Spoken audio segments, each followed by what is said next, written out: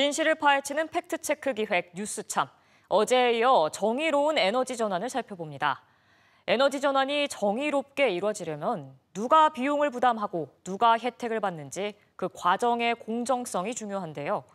취임 초기부터 재생에너지 확대에 본격적인 시동을 건 이재명 정부가 정의를 담은 에너지 전환의 청사진을 제대로 그려낼 수 있을까요?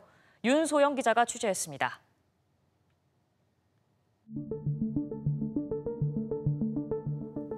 문재인 정부의 에너지 정책 핵심은 탈원전이었습니다.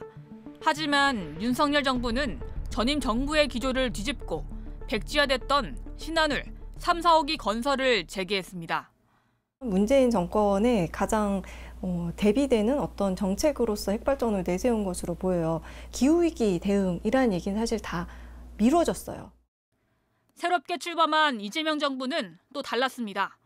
에너지 전환의 컨트롤 타워인 기후에너지부 신설 등을 추진하며 에너지 혜택이 소수에 쏠리지 않도록 하겠다는 정의로운 전환의 방향도 함께 내세웠습니다.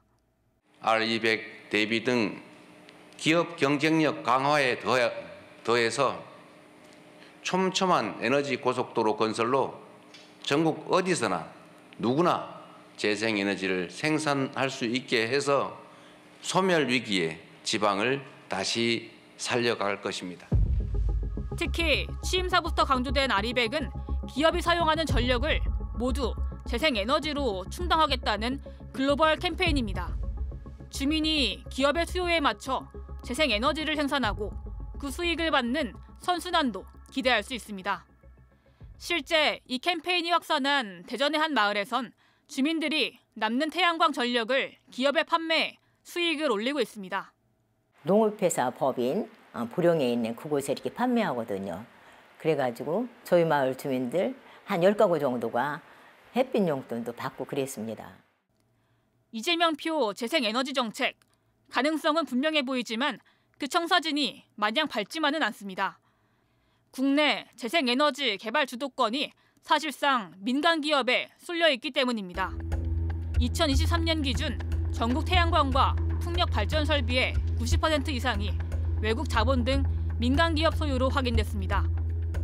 공공성이 빠진 전환은 시장 변수에 따라 전기요금 인상 등 시민 부담으로 직결될 수 있다는 지적이 나옵니다.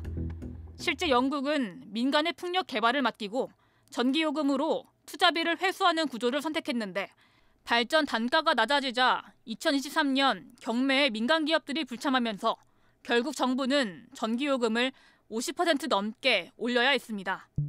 국내 발전 공기업 6곳은 우리나라 전체 발전 설비의 7%만 보유한 상황. 재생에너지 발전을 늘려도 크게 모자라지만 정부 경영평가에 맞춰 지난 2022년부터 내년까지는 2조 2천억 원의 신재생 에너지 예산을 삭감하기로 했습니다. 그리고 국가가 그냥 개발권을 꽂았다고 해서 다 시켜주면은 그 사람들에게 다 전기요금을 다 줘야 되는 거거든요. 그래서 비효율적인 업자들은 못하게 해야 돼요. 공기업과 함께 국가가 좀 주도한다 이런 것을 명확하게 좀 밝히고. 기후 위기에 대응하기 위해 세계 각국은 5년마다 온실가스 감축 목표를 설정합니다. 이재명 정부도 오는 9월까지는 2035년까지의 감축 목표를 확정해야 합니다. 이재명 정부가 그 안에 실현 가능한 목표를 세우고 민간에 치우친 재생에너지를 공공의 영역으로 되돌릴 전략을 내놓을 수 있을까요? 이제 출범 한 달을 맞은 이재명호. 팩트체크 결과는 판단 유보입니다. MBC 뉴스 윤소영입니다.